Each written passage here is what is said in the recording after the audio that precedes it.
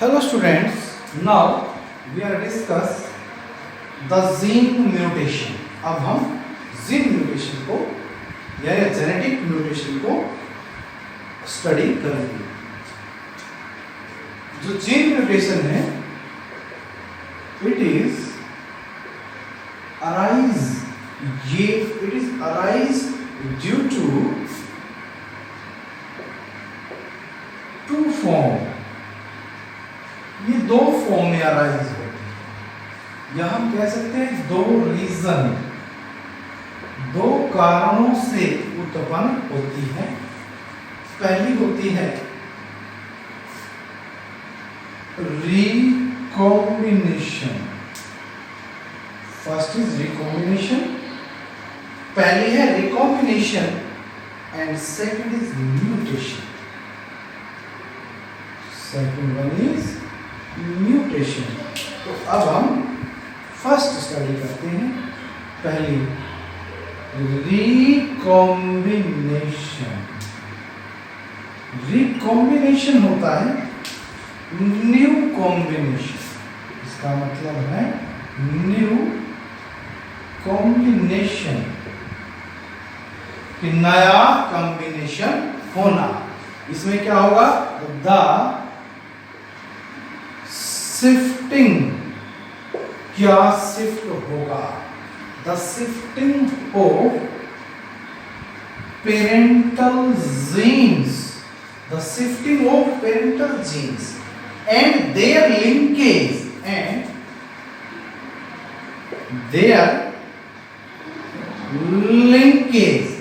उसके जीन और उसके जो लिंकेज है वो शिफ्ट हो जाएंगे। दैट इज व्हाई, जिसके कारण प्रोड्यूस न्यू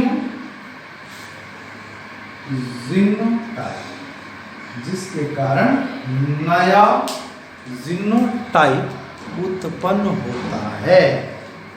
जिसके कारण नया जीनोटाइप प्रोड्यूस, जिसके कारण नया जीनोटाइप प्रोड्यूस होगा। देखिए, it is developed due to, अब ये जो रिकॉम्बिनेशन है, रिकॉम्बिनेशन डेवलप इनटू, ये भी तीन रीजन से डेवलप इनटू थ्री रीजन्स। तीन कारणों से ये उत्पन्न होगा। जो रिकॉम्बिनेशन है, तीन रीजन से रिकॉम्बिनेशन उत्पन्न होता है। फर्स्ट है ये independent assortment. Independent assortment of chromosome, independent assortment of chromosome during meiosis या गैमीट फॉर्मेशन। भाई, गैमीट फॉर्मेशन के दौरान या मियोसिस के दौरान इंडिपेंडेंटली शो करे। तो ये कहता है टू पेयर ऑफ क्रोमोसोम। ये एक हमारे पास पॉइंट हो गया है, ये इतना लंबा पॉइंट है। इसमें कहता है कि टू पेयर्स ऑफ, नीचे का दिख रहा है, yes, two pairs of chromosomes, जो दो पेयर के क्रोमोसोम्स हैं, two pair of chromosomes can असोर्ट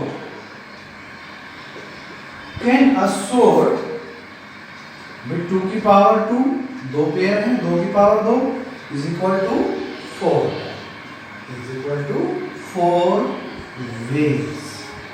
भाई देखिए, अगर दो पेयर हैं तो 4 वे हैं गैमीट बनाने के। तो अगर दो पेयर हैं तो 4 वे हैं, दो पेयर हैं तो 4 वे हैं गैमीट बनाने के। अगर सोच लें, अगर 3 पेयर है 3 पेयर्स हैं तो 2 की पावर 3, तो 6 वे हैं। 6 तरीके हैं गैमेट बनाने के। ठीक उसी प्रकार सभी चीजों को लेकर चलते हैं। अगर 7 पेयर है तो 2 की पावर 7। अगर 10 पेयर्स हैं तो 2 की पावर 10।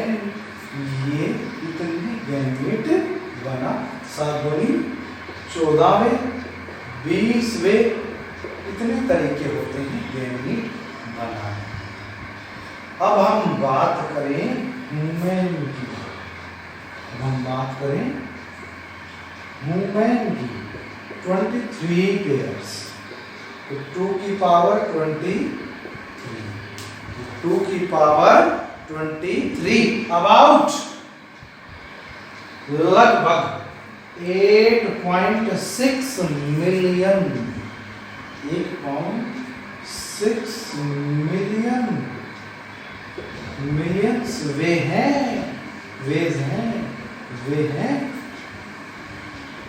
Gamete formation. तो ये डिपेंड करता है कि कितने पेयर हैं, उसी के आधार पर ये सारी चीज चलती है। अब सेकंड पॉइंट आता है हमारे पास। पहला था रिकॉम्बिनेशन, सेकंड पॉइंट आता है क्रॉस रैंडम फर्टिलाइजेशन।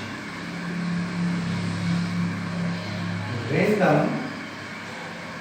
फर्टिलाइजेशन, क्योंकि फर्टिलाइजेशन है वो रैंडमली होता है। रैंडम फ्यूजन ऑफ गैमीट, या हम इसे कहते हैं random fusion of gamete. Gametes, जो गैमीट्स है उसका जो फ्यूजन है वो रैंडमली हो सकता है। तो देखिए क्या कैसे हो सकता है। अभी कहता है कि possible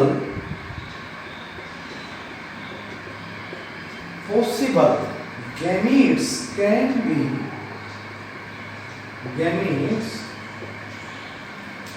can be combined with any other possible gamete. Gamete can combine. Possible gamete can combine. Gametes can combine other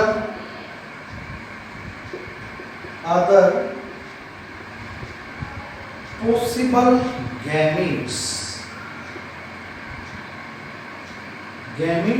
of other sex। भाई कह रहा है कि पॉसिबल गैमेट, भाई कितने पॉसिबल में गैमेट हो सकते हैं। 8.6 मिलियन गैमेट कैन कंबाइन, जोड़ सकते हैं अदर पॉसिबल, जो उसके साथ संभव हो, उन दूसरे सेक्स के गैमेट के साथ ये जुड़ सकते हैं। इफ एन ऑर्गेनिज्म, कहता है यदि कोई ऑर्गेनिज्म possess 2 पेयर, यदि कोई ऑर्गेनिज्म possess 2 पेयर, यदि कोई ऑर्गेनिज्म 2 पेयर्स में is formed 4 gametes। भाई ठीक बात है, अगर 2 पेयर में है तो 4 बनाए, और 4 पेयर में है, अगर वो 4 में है तो 4 चौक 16 गैमीट बनवाएगा।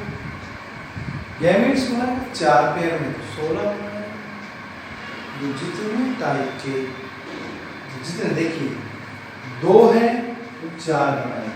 तो रैंडम फर्टिलाइजेशन होगा, कोई गैमेट किसी के साथ फ्यूज होगा, कोई गैमेट किसी के साथ फ्यूज होगा। तो जो फ्यूजन ऑफ गैमेट है ये अलग अलग होंगे।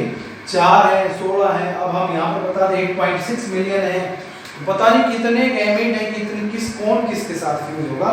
That is known as random fertilization. Random fertilization के कारण भी जेनेटिक म्यूटेशन डेवलप होता है। Next one is crossing over. Third one is crossing over. तीसरा है हमारे पास crossing over. It is, देखिए, it is occur.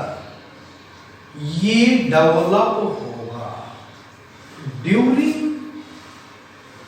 कब? देखिए मियोसिस में ही डेवलप हो सकता है, अदरवाइज किसी में डेवलप हो ही नहीं सकता. During the pectin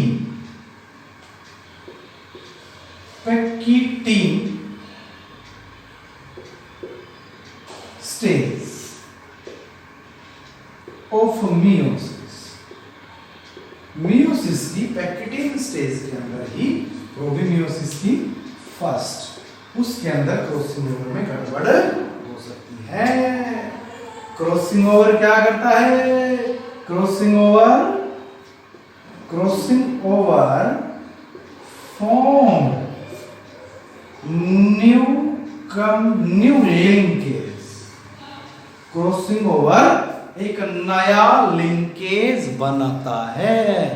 crossing over एक न्यू लिंकेज बनाता है. क्रॉसिंग ओवर एक नया लिंकेज बनाएगा. भाई बनाएगा तो बनाने तो हमें क्या है, लेकिन कब बनाएगा? ड्यू टू कब बनाएगा? ड्यू टू कब? Mutual exchange. इसके दौरान क्या होता है? Mutual exchange. दो क्रोमोसोम आपस में जोड़ते हैं. Mutual exchange of segments. Mutual exchange of segments between, इसके बीच में non sister chromatid and homologous chromosome.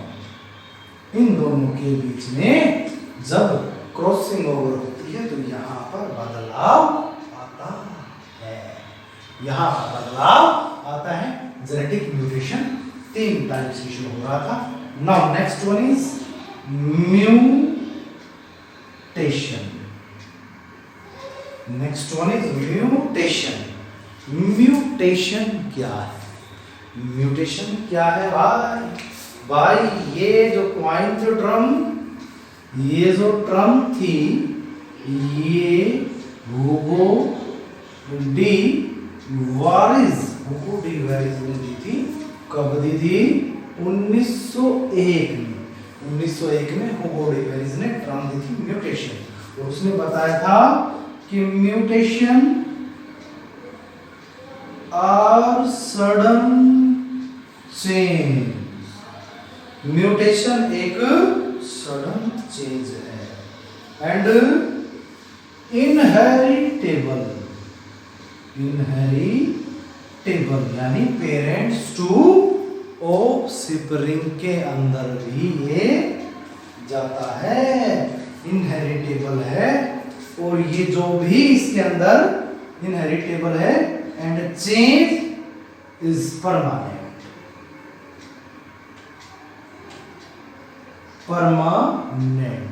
जो भी इसके अंदर बदलाव आएंगे वो परमानेंट बदलाव आएंगे. इसको आप ये नहीं कह सकते कि इसके अंदर जो बदलाव आए वो चेंज हो सकते हैं. नहीं, जो भी बदलाव आए वो परमानेंट बदलाव आएंगे. परमानेंट बदलाव आएंगे, चाहे वो कोई भी चीज में बदलाव आए. फिनोटाइप आए या जीनोटाइप आए. फिनोटाइप आए या जीनोटाइप आए. हुगो डी वेरिस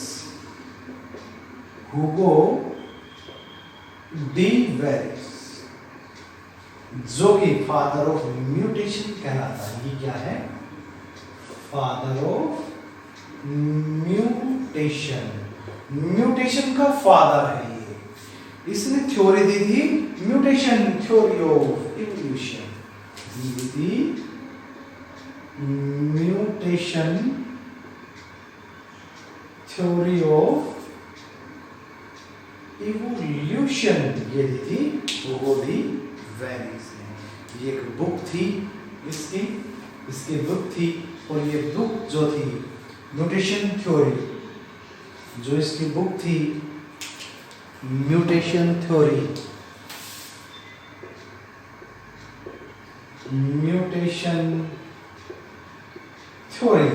जो इसकी बुक थी ये पब्लिश हुई थी 1903 में। उसके अंदर इसने ये बात बताई हुई है सारी। अब साइंटिस्ट था prior to Hugo de Vries, period से हुगो डी वेरिस और डार्विन को तो कौन नहीं जान सकता। डार्विन है propose, period to Hugo Vries चले, फिर डार्विन है प्रपोज्ड, इसने प्रपोज की थी इवोल्यूशन थ्योरी। इसने कहा था प्रपोज्ड ऑन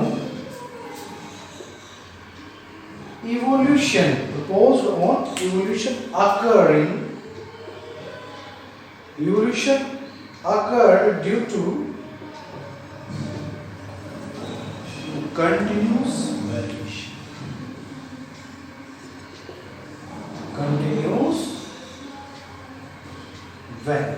भैया ये जो यहां से यहां तक की जो लाइन है ये नीट 2018 के अंदर, नीट 2017 में पूछी गई थी कि दिस स्टार्टिंग कि ये बात किसने कही थी, चार्ल्स डार्विन। फिर आया बैटसन भाई।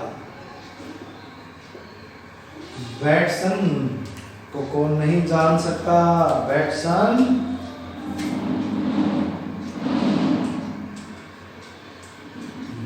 को कौन नहीं जानता। बैटसन कब आया था 1894 में बैटसन आया था, और उसने लिंक किया इवोल्यूशन को, इवोल्यूशन है उसको लिंक किया कि वाज ड्यू टू लार्ज और डिस्कंटिन्यूस। इवोल्यूशन को लिंक किया, evolution is large but discontinuous. Large है परंतु ये डिसकंटिन्यूस है। इसके बाद हुगो डी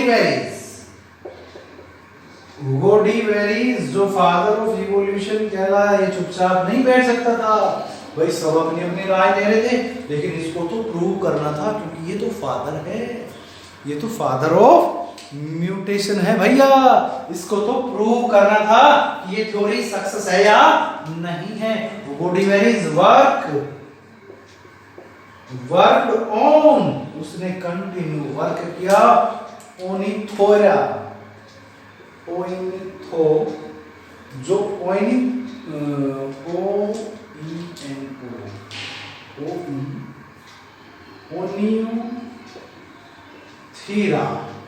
ओनियोथीरा लेमार्किना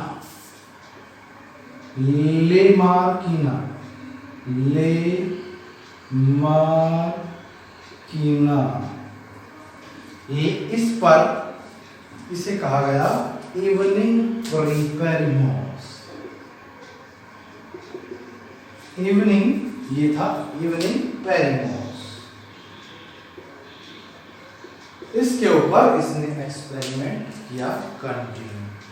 एक्सपेरिमेंट करने के बाद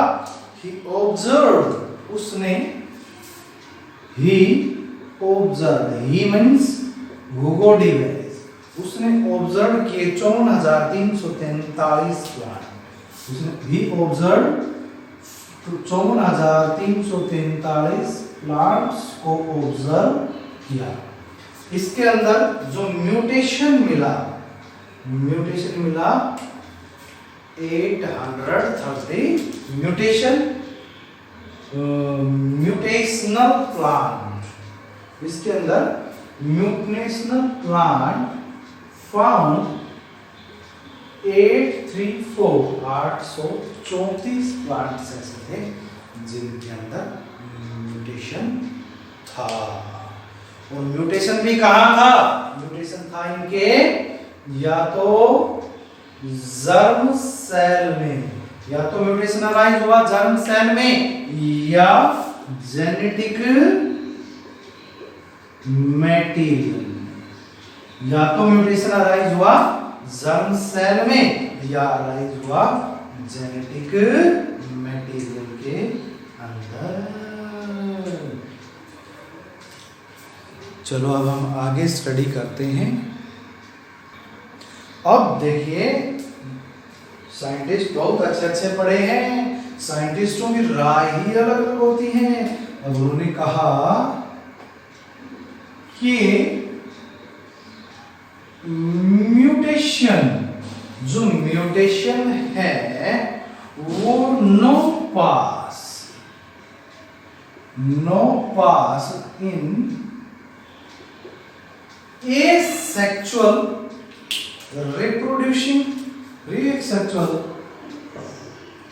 reproductive organism।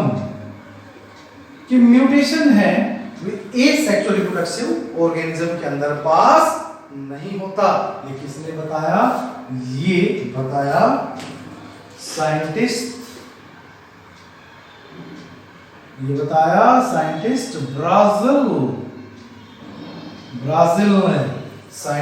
ब्राजील ने इसको बताया 1820 में। तो इसने 20 में बताया तो एक्सपेरिमेंट भी किया होगा। एक्सपेरिमेंट इसने किया था नेवल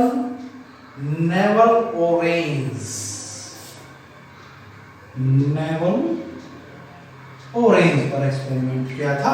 इसने बताया कि ये इसी पर होता है, एसेक्सुअल के अंदर नहीं होता। अब म्यूटेशन है, म्यूटेशन टू टाइप्स। म्यूटेशन दो टाइप से डिपेंड करता है। म्यूटेशन टू टाइप्स किसके कारण? According to the cause mutation two type. कारण जो है म्यूटेशन का वो दो टाइप का होता है। तो पहला है कौन सा? Chromosomal. First is chromosomal mutation. तो सबसे पहले हम स्टडी करेंगे क्रोमोसोमल म्यूटेशन। इसको हम जीनोमिक म्यूटेशन भी बोलते हैं। जीनोमिक म्यूटेशन भी कहते हैं। जीनोमिक म्यूटेशन इसके अंदर क्या आता है? इट इंक्लूडेड द, इसके अंदर आएगा it included the change in chromosome number, including the change in chromosome number. कि भाई इसके अंदर क्रोमोसोम का नंबर बदल जाता है। It is also two type. Chromosomal mutation is also two type, chromosomal aberration and chromosomal change. तो देखिए ये आगे दो टाइप का होता है, chromosomal aberration and chromosomal mutation. दो टाइप का हुआ। देखिए मैं इसको रब करता हूँ, फिर मैं इसको रब करता हूँ, फिर दिखाता हूँ। देखिए ये दो टाइप का हुआ। ये हुआ जीनो, इसको भी मैं रब करता हूँ, कंफ्यूज हो जाएगा अगर मैंने यहाँ लिख दिया तो। जीनोमिक म्यूटेशन और दूसरा है क्रोमोसोमल अबरेशन। दो टाइप का है, म्यूटेशन एंड क्रोमोसोमल अबरेशन। तो इसके अंदर क्या है, नंबर ऑफ क्रोमोसोम्स चेंज। इसके अंदर क्रोमोसोम्स का नंबर क्या है, चेंज हो जाता है। इसके अंदर क्रोमोसोम्स का नंबर चेंज हो जाता है। और इसके अंदर क्या है, इसके अंदर change the structure of chromosome. इसके अंदर क्रोमोसोम की स्ट्रक्चर चेंज हो जाती है। एक के अंदर क्रोमोसोम का नंबर चेंज हो जाता है, दूसरे के अंदर क्रोमोसोम्स की स्ट्रक्चर चेंज हो जाती है। नाउ हम फास्ट लेते हैं। पहला हम स्टडी करते हैं जीनोमिक म्यूटेशन। जीनोमिक म्यूटेशन की हम स्टडी करते हैं कि जीनोमिक म्यूटेशन होता क्या है। हमारे पास टाइम कम है तो हम इसको थोड़ा सा रैपिडली लेके क्या होता है। ये दो टाइप का होता है, एक ये होता है यूप्लॉइडी, एक होता है यूप्लॉइडी, दूसरा है ये एनुप्लॉइडी।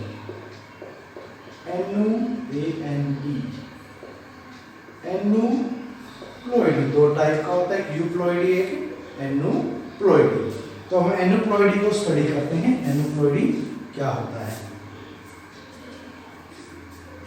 एनुप्लॉइडी को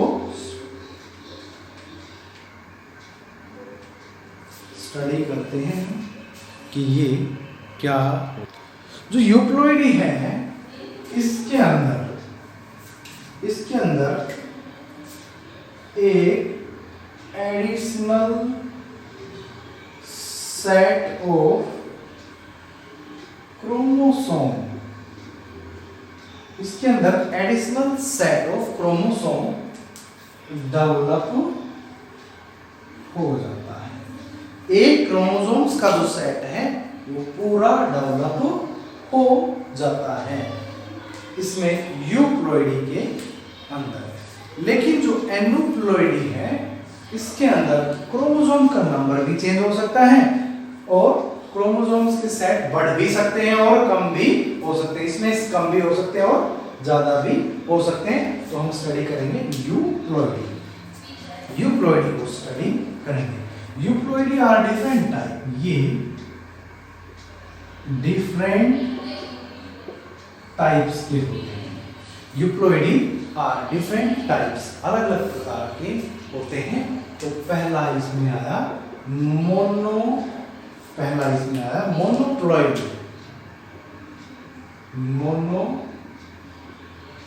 पहला इसमें आया, इसमें क्या आया, पहला मोनोप्लॉइडी। मोनोप्लॉइडी के अंदर only one set of chromosome increase. इसके अंदर क्रोमोसोम का एक सेट ही इंक्रीज होता है। कहां पर होता है इंक्रीज? ये इंक्रीज होगा, इंक्रीज इन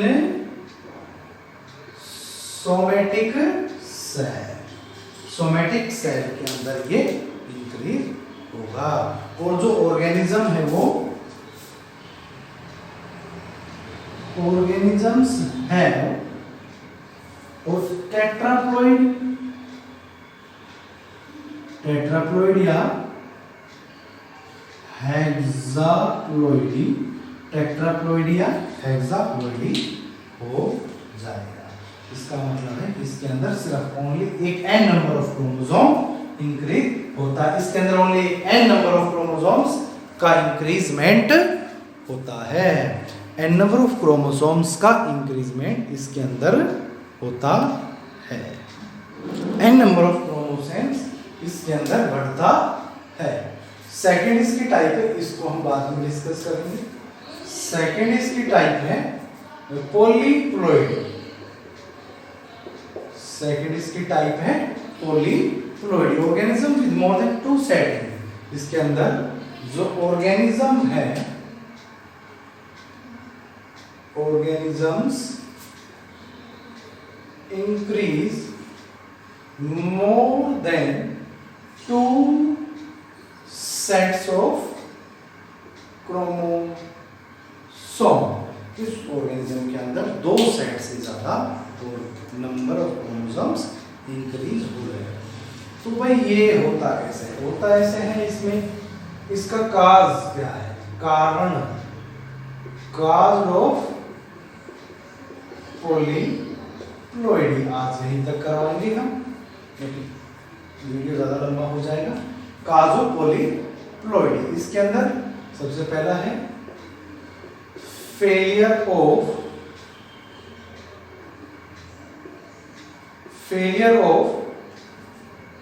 क्या फेल होगा इसके अंदर? Failure of anaphase. Anaphase stage के अंदर कुछ स्पिंडल बनता है, उसका फेलियर। एनाफेज के अंदर फेलियर ऑफ एनाफेज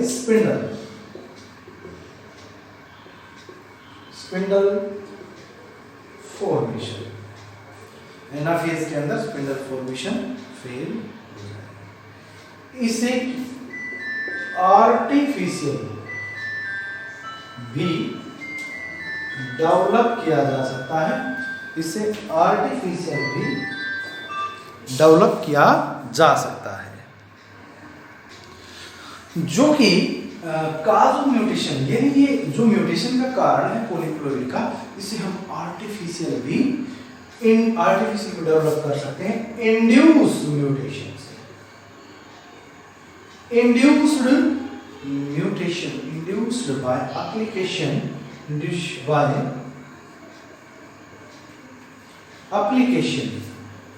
भाई ये पूरा नहीं होगा, इसलिए हम इसको यहीं पर छोड़ रहे हैं। हम काज ऑफ पॉलीप्लोइडी से स्टार्ट करेंगे नेक्स्ट वीडियो जो है वो।